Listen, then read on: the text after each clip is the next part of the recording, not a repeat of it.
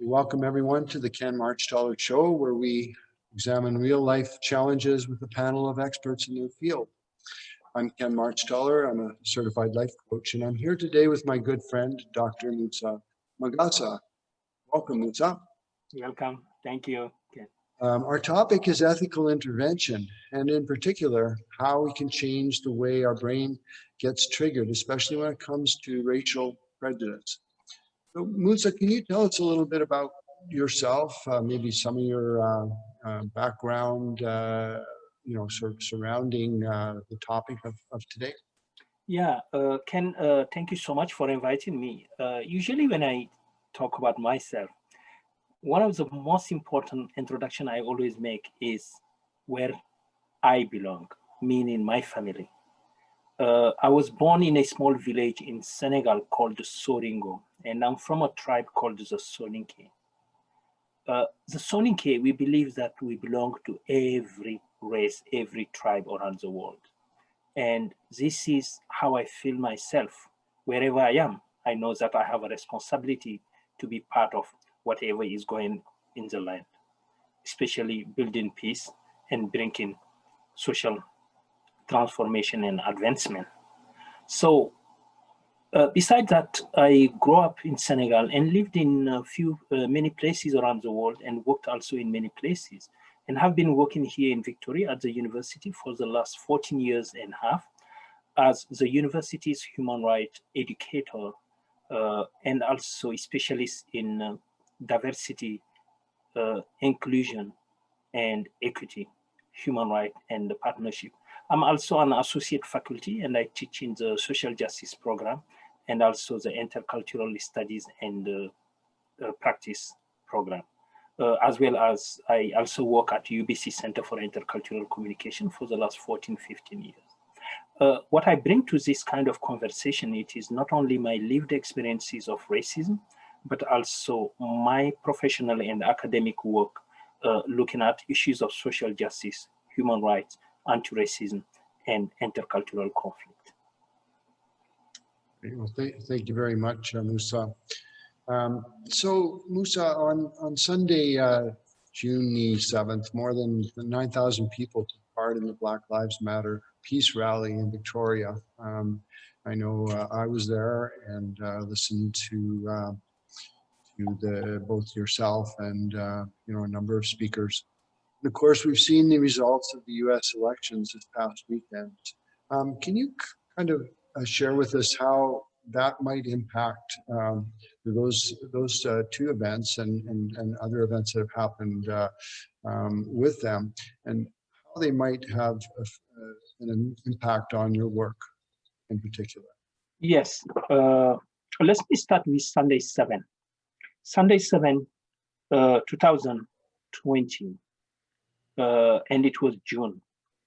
What happened there and what happened around the world is after the assassination, the murder on TV of George Floyd in the United States by a white police officer who put his knee on George Floyd's neck for 8 minutes and 46 seconds.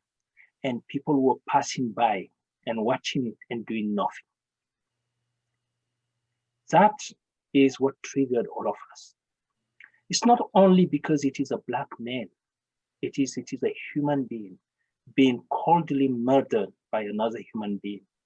And I'm not even talking about the police officer who did that. I'm talking about the people like you and I who pass by and just watch and walk away.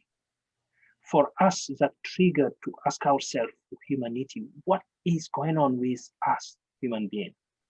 And the anger and the frustration, but the shock for all of us led us in the street.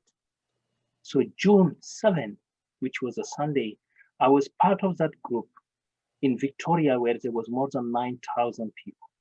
And the question we asked was, you see it, you hear it, and why we can't do anything? Why can't we as a society, the same way we fought sexism, we fought homophobia, and we fought other injustices in this country, why can't we do the same to stop the scourge of racism and systemic racism? So this was what we went for Sunday. This is what we still calling every one of you to stand up. Just close your eyes and imagine a world and a society without hatred, without racism, without bigotry. Just imagine what wonderful society it will be. Yeah, look So, at it. So this is what we want. So Ken, as you say, the US election just came back to remind us that we still want you to be part of the solution. As you know, the election in the US have changed the landscape because the last 4 years, what the world have survived and experienced, it is a bigotry and racism. And this election made us clear that it can change. And we hope that with Biden, it will change. And that the rhetoric and the conversation will be rhetoric and conversation of unity, of peace, of respect of our diversity, and of wanting all of us to belong to the human race and treat it equitably. So for me, the US election just gave me hope. It gave me also reassurance that human being, we can always change the status quo for a better and for a more just world. that's interesting and really great that you would share those observations with us. I think the thing that I really remember from the Black Lives Matter rally, the peace rally downtown, was just some of the stories that people shared. They got up to the stage, and these were people of all ages. They weren't. They weren't. I would say there wasn't hatred there. There was really they were getting up and they were letting people know. This is what's happened to me, and this is what keeps happening to me, and I just want it to stop, and I thought it was really an interesting experience for me to be there and to be part of that, because I think what happens is that a lot of us that believe that we don't have any um, prejudice or bias. We don't really understand or listen to what the message really is. Is that not true? Like there's a message there, but we tend to try to come back with maybe we'll offer you something.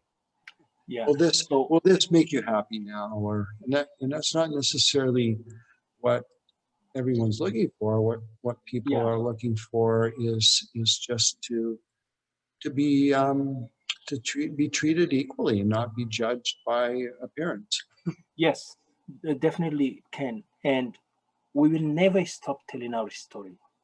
You know why? Because we entrusted you. We trust people who we tell our story, that they are human enough to do something. Yeah. We tell the story not because we just want to entertain you with bedtime stories. No, we telling the story because we believe that you still have humanity, that you still have the social responsibility you supposed to have as a human being. We do that. We tell you the story because we know that you are an ethical person, that you are a human being, and that by telling you our story, you will do something. But as I say during the rally, it is tiring. It is tiring for us, day in, day out, to go through what we're going through, to go through things that the people who are doing this to us. Mm-hmm. Or you can talk to those people, you can reach them, you can close the tap, the water tap to them if they don't stop. That's what we want you to do. We don't want you to punish them. We don't want you to beat them. We just want you as a human being to do something. It doesn't mean that we can't do something. We are already doing our part. And we want you to take your social ethical responsibility and do something. Because racism doesn't benefit me, it doesn't benefit you. As a human being, if I am let in this society to express my full potential, you will see how much I can bring to this community, to this society, and to this world. So this is what we want. That's why we tell you not stories to put you to bed, but we tell you the stories of our life, full of cries, pain, and blood. And only we do that because we still believe that you have enough humanity in you to say enough is enough and take action. Right. So one of the, I also did your anti-racism workshop a couple of months ago, and again, you know, it was very interesting. Got involved in some very interesting breakout rooms, and you know, one of the things that, you know, I think you know, I was talking with our friend Alex from Spanish Police, who was there. You know, we were working on a particular case in our breakout group, and one of the things that came up was, you know, what would you do for this individual that was being denied access to, you know, to purchase some bread at a bakery, and you know, one of the things that I did a few years ago was I had a couple of friends at the time that they were so you've shared a file here that they shared sorry, that a couple of friends that had shared some, I would say, some very hurtful things about people of color, and I stopped being friends with these people. And one of the things that Alex brought out is that we shouldn't stop just you know, or we shouldn't disconnect with other people. We should help them to understand what we understand. And I think that was one of the things that really hit home for me, was that you know, if we just walk away from people and we don't help educate them, then you know, we're not going to help them grow either.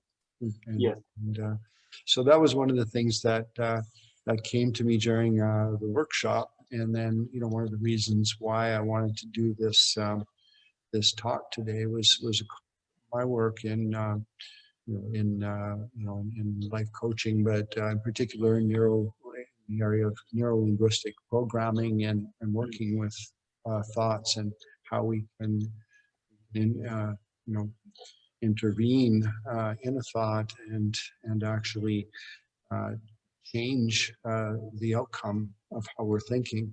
And so we're going to talk about that in a couple of minutes. But just before we do, just to finish off with the U.S. elections this weekend, and I think that a lot of people have a lot of hope for the new administration in a number of ways, and you know, I'm hopeful as well. So we've managed to raise some awareness on the fact that racism does exist, and what I kind of wanted to look at was, how can we continue to evolve racial equality?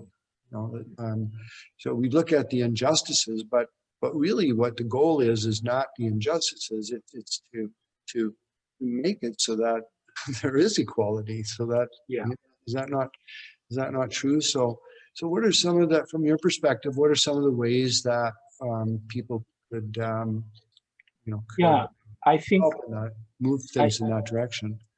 Yes, I think there is a solution. There is a way to move this. We need to go back to the school, to the primary school. We need to go back to the family, the dining table. We need to go back to ourselves, not only to our humanity as human beings, you know, to realize that any one of us, if you cut, we bleed, and it is the same blood. We just need to realize that we are no better than anyone else. We are all human beings, and that we all know. our books, our religious book, our whatever tell us that we are all from the human family. And it is important that we have these conversations, that we have it in a way that is compassionate, because we are not all at the same level, that we accept to hear each other's out and to help each other to see that side of our humanity, that we are all human beings. Second, we have to think about as human beings, we need also to educate our children. We have to control what kind of language we say around the table, what kind of attitude we put out there. Is it because we are fearing other people, that we don't like them, that we are racist? Why is that fear? Why? Mhm. You know, for example, if someone is racist towards me, what have I done to them? What kind of fear I caused to them? Right. Where did they get that idea that I'm a dangerous person? I think that's We really, all can talk tales of past conflict and past violence against each other, but that doesn't mean that we have to hate each other for no reason. So I think we need to have those conversations, but we need to look into ourselves and realize we are in this all together. We bleed all together and we're all going to die. But in between, there is better we can do.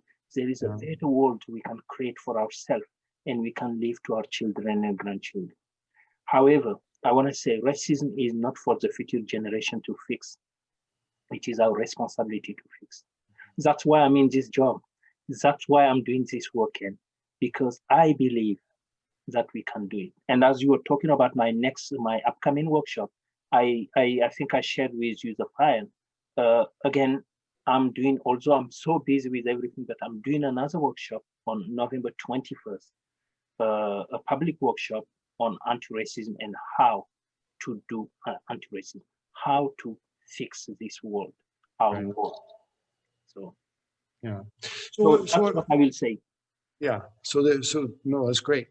And so one of the things that I that came up, something that I had done quite often and don't do anymore, was, I would say something like I don't see the color of the skin, and I know you've got a comeback for that one. You go, you say, are you blind, right? Yeah. And you need to see my color, because if you don't see my color, you can't hear my story and my experiences. Yeah, and I think what it is that looking at what the intent is. The intent is that I don't. What I personally do is I feel a person, and that the color of skin, or how someone looks doesn't matter to me as much as how they feel to me, and this is what every human being has, is they have that ability to connect with people, to feel the other individual, and to feel, to empathize, to have empathy for someone else, and so I think this is the thing that when we look at that statement that people make, is that I don't think people really intend on saying I don't see something, but what they're really trying to say is that they see through it. They see through it and they feel people, and so it doesn't really matter. I mean, I know you personally, Moussa. We are neighbors, and I've met your family, and we but I know good people when when I when I meet them, and I also know if I'm not comfortable with somebody, and it's not because of the color of their skin. It's because of what they're giving off, and for some reason I don't trust them, right? Yeah. So, but I think what is important, and you and I talked about this at one point, was that when you're talking to someone who is already feeling that feeling like they've been rejected or passed over or whatever it happens to be, how they're feeling. And some of these statements, even though they're not statements that are meant to harm, they could be worded a little differently, so that the other person maybe understands what it is that you're saying. And it just means you have to maybe think about things just a little bit more before you say them. And so it's just really, just for us to, again, to be sensitive to someone else's pain, and to, we are to other people. So, so why not to everyone, right? That's true, Ken. As we say, I can understand that someone want to make it clear that we are equal as human beings, and say, I don't see your color because I see you as a human being. That's wonderful. That definitely I welcome that mindset. Yeah. However, it is important also to remember that in this statement, that we don't shut the other person off, that we don't shut them off because they have a voice. And for them, color might be more than just being human. It is also the indignity they live day in, day out. I give you an example, Ken. I was just a couple of months ago at Walmart, and looking for a fishing rod. And I see this security guard roaming around me. And when I confronted him, he says that he was just doing his job, that he was not targeting me. I say, you targeting me because before me, there was a group of 3 white kids who were here, pulling everything and putting it on the floor. You were no nearby. Yeah. And when I was coming, they were here.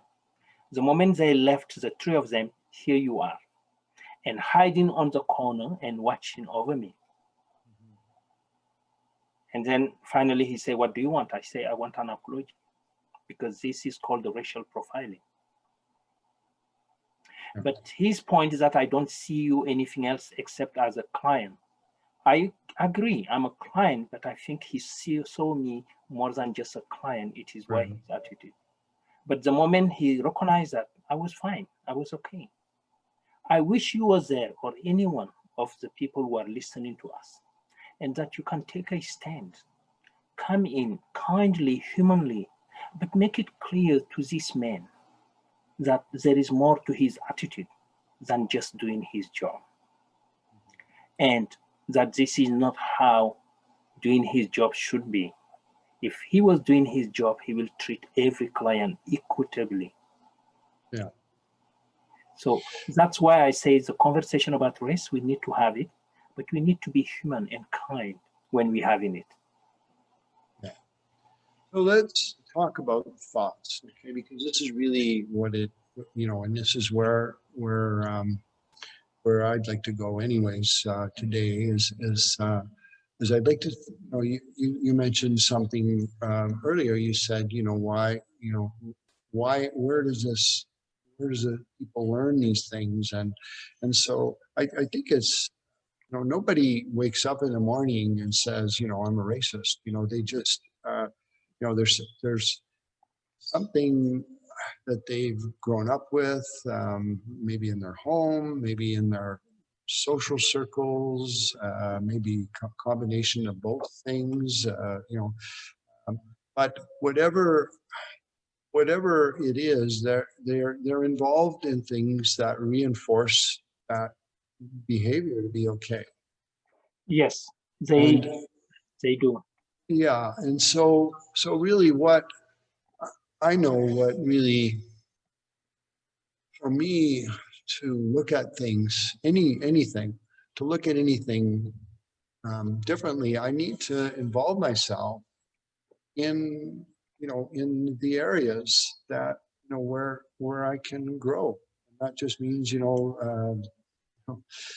increasing your circle, you know, and learning from other people, like yourself, or like the people that spoke at the rally downtown, or whatever it happens to be, is really, is learning about people's actual experiences. And then, really, what that does is it really challenges our own beliefs and values that we've maybe had instilled in us from when we were a child.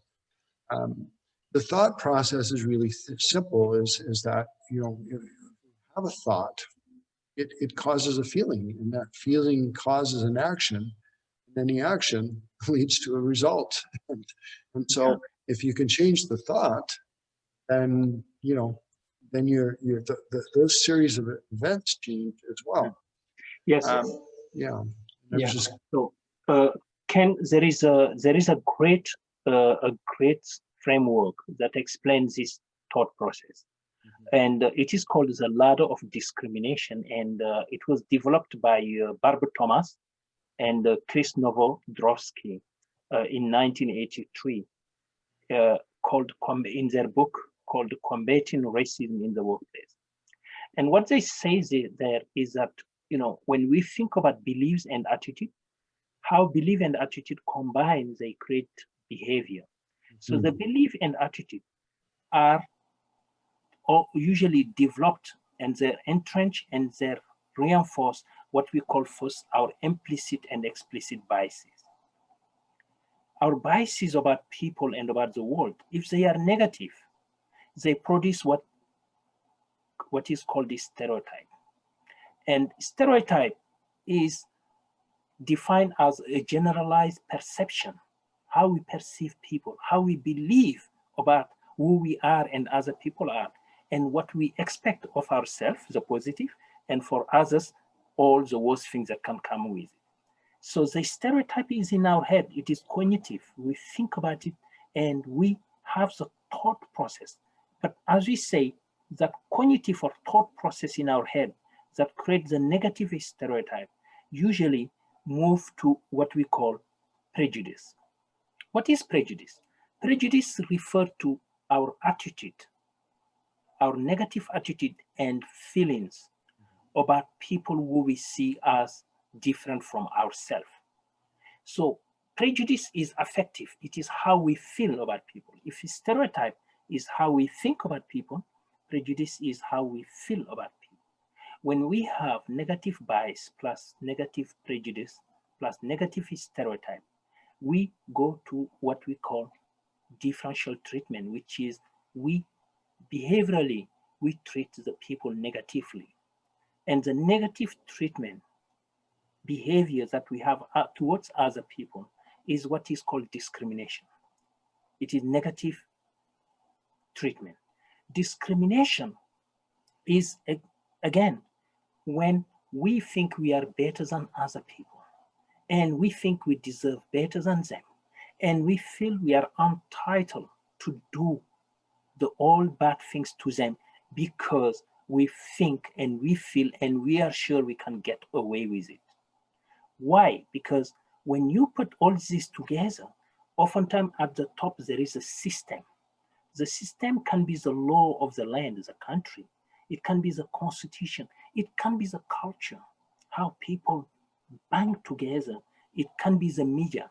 But the system is what protects those negative attitude behaviors and discrimination against other people, because when we do all these bad things to people, we feel like we can be protected by the system, and oftentimes we are, because we end up with people who believe and think like us. Look, just cross the border and see what is happening. However, the reason for me I'm here in Canada is that I believe if as Canadians we can stop comparing ourselves to the US and really work in our backyard, we have a very good foundation to really change the status quo and dismantle systemic racism in Canada. But for that, we should not start thinking that we are doing better than the US. We should start thinking that as Canadians, we have a problem. We have systemic racism here, and it is a Canadian thing. And as Canadian, we can resolve it. We can root it out. We can dismantle it. And I believe in that because either way, as Canadian, we have something special, and we have a wonderful country, but that country need to be fixed. Yeah, I totally agree. So I know I can help people transition away from racism just through coaching and through the process of when people want to move away from something or to a goal. If they've made up their mind they want to do it, they can do it.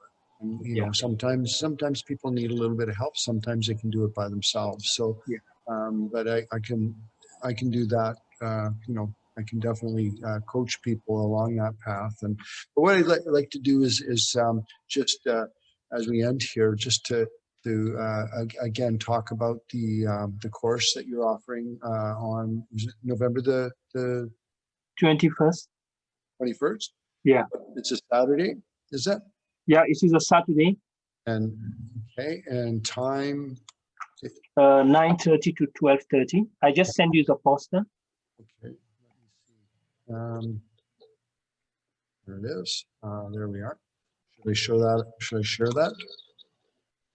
Yeah, you can share it if you want.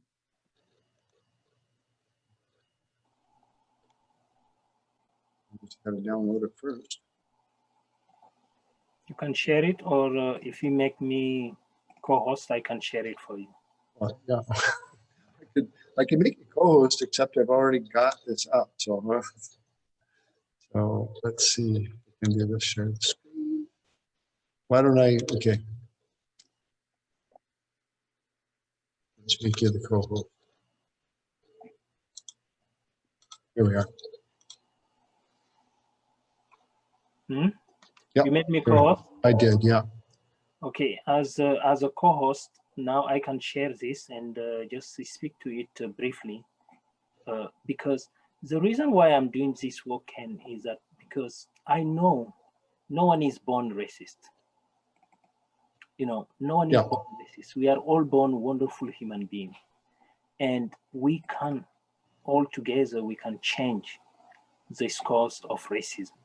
And we can really do something better than this. We can have a better world, a better society. And I strongly believe in that. So we can unlearn racism because we learn racism. If we learn it, that means we can also unlearn it. And this is the message I send to people, and this is the belief I have. It is why I do the work I do, because of that certitude. And I have met a lot of people, like you and I, and we just want to know what to do. And in my training, in my workshop, I provide those skills about how to do, what to do when you witness or when you face racism, or also how to be an anti-racist advocate and and ally. Yeah. So can you share that now, or? Yeah. So I can show it on the screen. Yeah. Go ahead.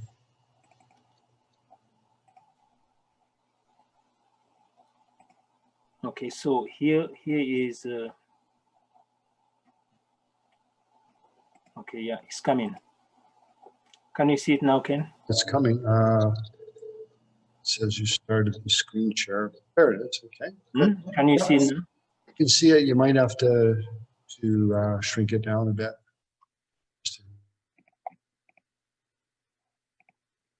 Yeah.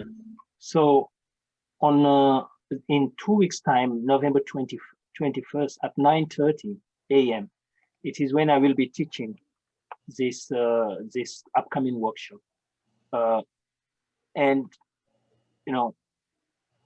one of the things I tell people is that if racism is learned, we can unlearn it. And educating ourselves to become an anti-racist is crucial in the world we live in, because as Nelson Mandela said, education is the most powerful weapon you can use to change the world. And this world, you will agree with me, need to be changed. Mhm. However, in order to change this world, we need to be the change we want to see in this world. And this is what Mahatma Gandhi said.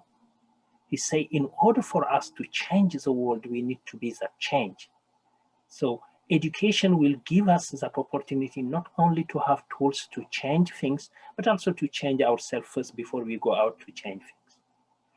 I know oftentimes people like myself, we are out there, we are looking for learning, we are striving, we want to change, we want to disrupt systemic racism, and we want tools and the strategies to do that. That's what this workshop is giving you, so that you can do anti-racism work not only at the individual level with your friends and family and so on, but also in our organizations and institutions. I will say join me on the November 21st. How you do it? It is simple. Just send me an email. As you can see, my email is at the bottom here. Yep. And if you post this in your things, the email will be just anti-racism education @show.ca. It is not free because I'm working with other individuals who need this as a living cost. So it is not free, but we don't turn anyone down. So email us, and definitely we will see how we can accommodate. If you are an organization or you're coming from the same organization, you are 3 people, we have a specific way to accommodate people from the same organization. So that's just the bit I do. And I want to say, oftentimes when I meet people in this training, the learning is also for me. I also learn, and I want to learn more. So I'm really looking forward to your stories and to your sharing, and also your knowledge and insights. And also, most importantly, your ideas about how can we turn this society and this world and this Canada in as a better place and as the best place in the world. That's what I want. I want to see us, this society and this country, to be the best country in the world, and also this world to be the best ever possible we can have. Well, thank you very much, Moussa. I really appreciate you taking the time to be with us today, and I will be sure to promote the workshop for you. I can certainly vouch from my own experience that it's well worth the amount of money that you're asking for here, and I think it really gives you a good grounding on what it is you're doing, but also what as an individual what you're contributing to the cause. Okay. Thank you, Ken. Thank you so much. Thanks again. Thank you. Thank you. Have a good night. Bye bye. You too. Bye Okay. everyone. Bye bye. Yeah. Bye bye.